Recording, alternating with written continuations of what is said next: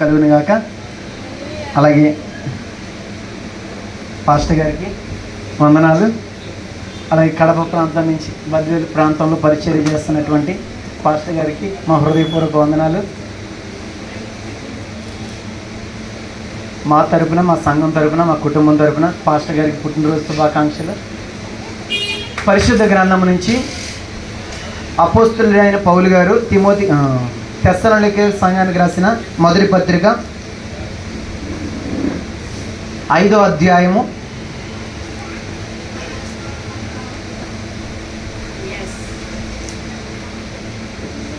15-16 వచనాలు చదువుదాం.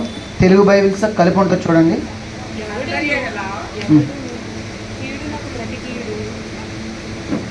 చదవండి, చివరి నుంచి చదవండి.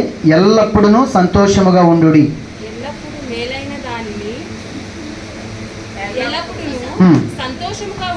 ఎల్లప్పుడూ సంతోషముగా ఉండుడి. ఎడతెగక ప్రార్థన చేయుడి. ప్రతి విషయమునందును కృతజ్ఞతాస్తుతులు చెల్లించుడి.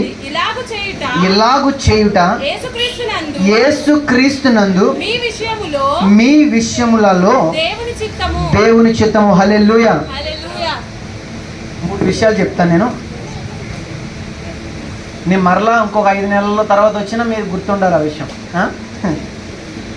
3 విషయాలు చెప్తా, అందరూ వినాలి. ఎల్లప్పుడూ సంతోషముగా ఉండుడి. ఎల్లప్పుడూ సంతోషంగా.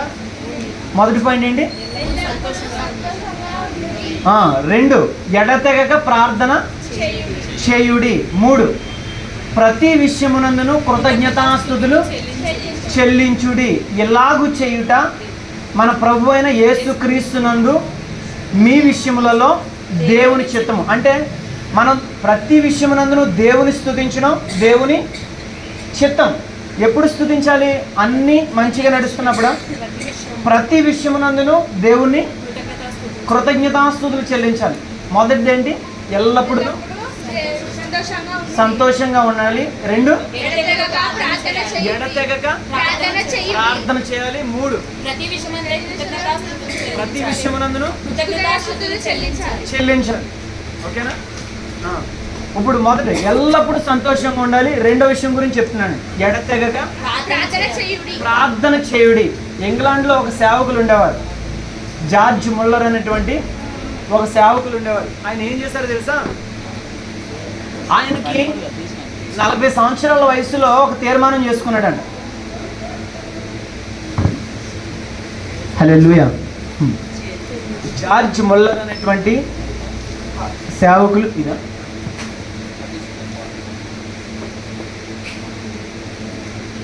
దేవునికి మహిమ కలుగును గాక. హల్లెలూయా. ఇప్పుడు వినిపిస్తుందా? ఓకే.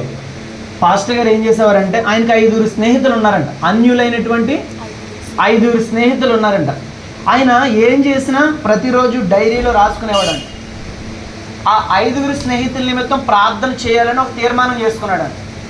తీర్మానం చేసుకుని ప్రతిరోజు వారి నిమిత్తం ఖచ్చితంగా ఏం చేసేవాడంట? ప్రార్థన చేసేవాడంట. ప్రార్థన చేస్తూ ఉండగా ఆయన ప్రార్థన మొదలుపెట్టినటువంటి 18 నెలలకి ఒక స్నేహితుడు రక్షణ పొందాడంట. హల్లెలూయా. అంటే వాళ్ళకి సువార్త ప్రకటన చేస్తున్నాడు. ఆ సువార్త ఫలించడానికి వారి నిమిత్తం ఏం చేస్తున్నాడు? ప్రార్థన చేస్తున్నాడు. 18 నెలలకి ఒక వ్యక్తి ఏం చేశాడు?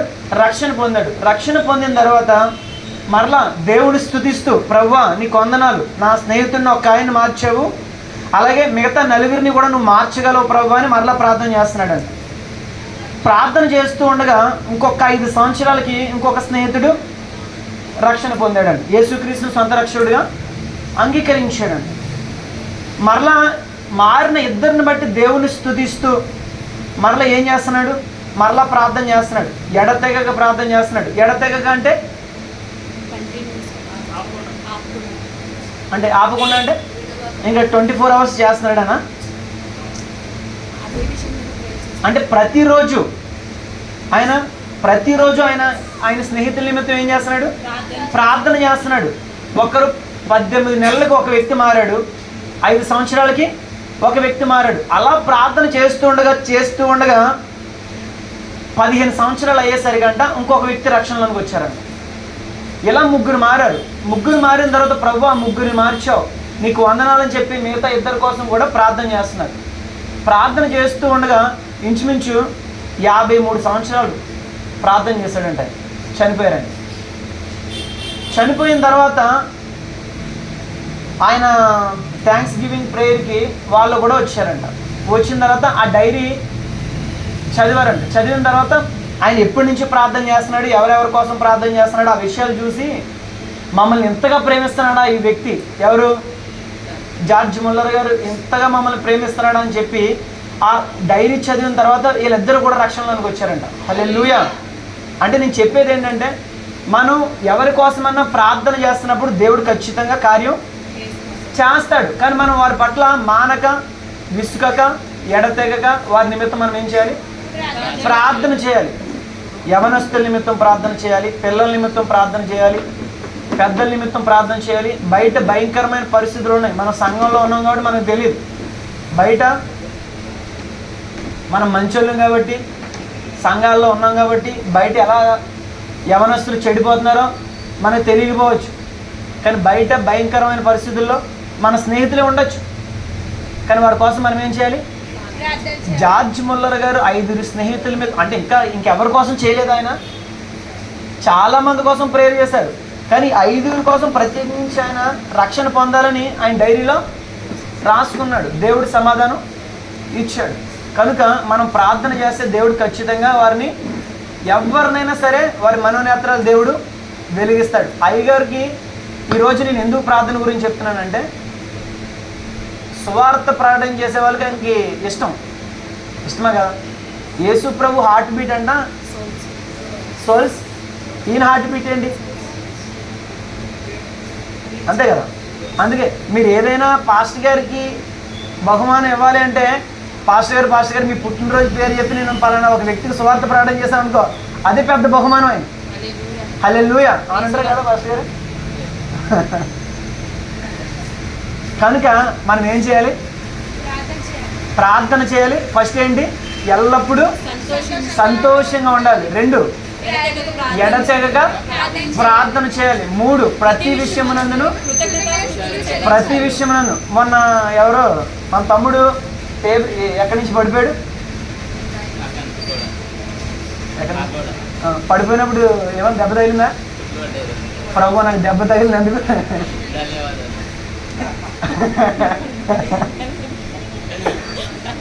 కాదు, చిన్న దెబ్బే తగిలింది ప్రభు నీకు వందనాలు. ఎందుకంటే పెద్ద దెబ్బ తగలకుండా ఏమి.